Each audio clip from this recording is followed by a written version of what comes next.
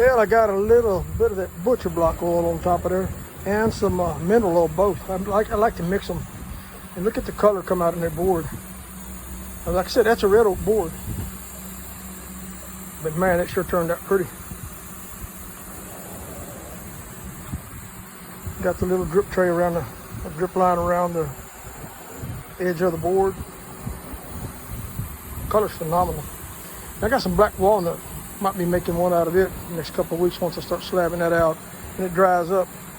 But no, Mama got her new cutting board to put on top of the sink, which will cover both sinks at one time.